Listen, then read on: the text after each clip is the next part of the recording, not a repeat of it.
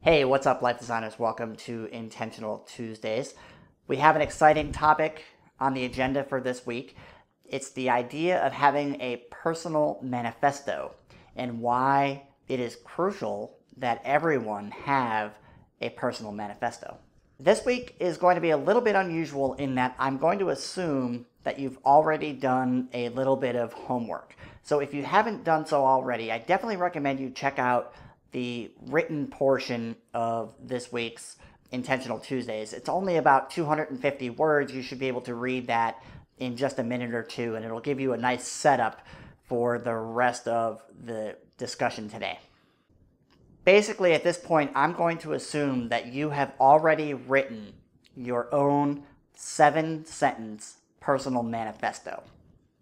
And if you haven't done that, then go ahead and write your own 7-sentence manifesto. And if that makes sense to you, then just go ahead and tear off 7 sentences. If it doesn't, then like I said, go back to the written portion of this week's post, and you'll actually be able to download a tip sheet that describes how I went about creating my own 7-sentence manifesto.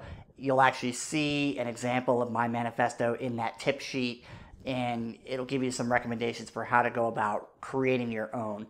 But I definitely recommend that you do that so that you get the most out of the rest of this video, because for the rest of the discussion this week, I'm going to be talking about how to get the most out of the manifesto that you've written. So the first question that I would ask with regards to your personal manifesto is, where did it come from? Ask yourself, the words that I've written down, this notion of what I'm declaring my personal manifesto, where did that come from?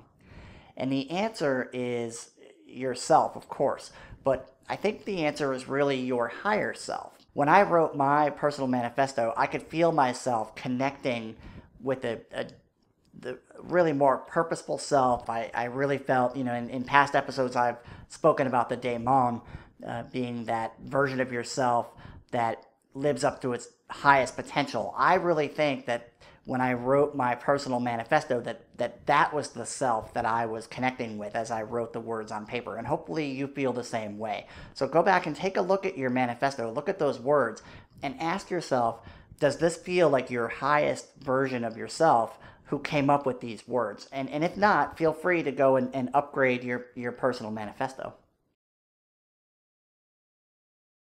So the next question is, how congruent is your manifesto that you've written with the life that you are living right now? Presumably there is a bit of a gap there. I mean, I know I wrote my manifesto and I immediately started to feel tension with everything that I wrote, because each time I would write one of the sentences, I would immediately start to judge myself for how I'm not living up necessarily every day to that particular sentiment. So there's a gap between the manifesto that you've written and the way you're living your life right now. Really noticing where those gaps are is, in my opinion, that's where the magic is. That's the whole point of this exercise, is noticing the gaps between what you envision to be your higher self and the version of you that you're living right now. So go ahead and notice the delta between your manifesto and the way that you're living right now. And ultimately, what you are looking for here is you're trying to identify, where do I have room to grow personally? If this is my manifesto, if these are the words that I want to live my life by, where do I have room to grow to ensure that I am consistently living those words? Another interesting aspect of the manifesto, and it's probably one I think that causes people to not want to have a manifesto, is the idea of sharing it with other people. If you think of the manifestos from history, they're all, the reason you know them is because they were shared with the world. And the idea of sharing your own manifesto with the world may not sit very well with you. On the other hand, it may, and that may actually be the first question, is this something that I need to share with the world in a direct publication type way? Am I just going to take my manifesto, and send it out to people. I'm not recommending that you do that, but that might be something that you feel compelled to do. I personally don't feel that way about my own manifesto, but if you do, then feel free. I think it's a useful exercise to consider that. Another way that you might share your manifesto is by breaking it up into pieces. Think of it as mini projects, if you will. If your manifesto has 7 sentences, it likely has about 7 different kind of crucial elements. You might just pick one of them and start sharing that with your friends, with your colleagues, with your family.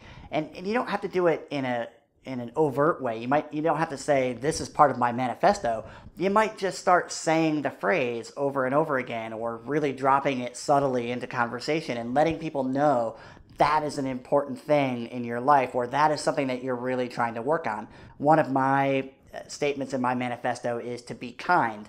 So I might just start to declare or start to point out to people how I'm trying to be more kind in my life, and just start to reinforce the fact that that is part of my own manifesto. And you're really reinforcing it to yourself, but you'd also be sharing it with other people, which would have a compounding effect, I think. Now, perhaps the best way, of course, is to just simply live by example and to really be noticing in your life where you are living your manifesto in day-to-day life, and just do it. Don't necessarily have to declare it, don't have to point it out, you don't have to take credit for it by sharing it with other people. Just do it. Just actually live your life that way. One really cool exercise that I've come up with for myself, and I definitely recommend it, is to take each of the 7 sentences and write them down on a sheet of paper. And then every morning I randomly draw one of those sheets of paper out of a box. And that becomes the tenet that I'm going to really focus on that day. And what I do for the rest of the day, it kind of becomes a little mini meditation, is I really try to find ways to do that particular tenet. And I have found that this is a really good way to get my manifesto in action in a way that feels natural, and it really is natural. It's a really value-added way to start living my manifesto. I definitely recommend picking one piece of it each day and focusing on that. So that's it for this week. Intentional Tuesdays. This was I think a short one with a lot of interaction, so I wanted to keep the theory to a minimum. I hope you enjoyed it, and I really do hope you take the time to write your own manifesto. The magic of this particular one is in the action. It's in the doing piece. So go ahead and take some time, and if you're willing to share it, I would love to hear your manifesto. Go ahead and shoot me an email with a copy of it. I would be really grateful to hear what you came up with. As always, I appreciate your time and your attention. And until our paths cross again, I wish you a prosperous journey and all the best. Take care.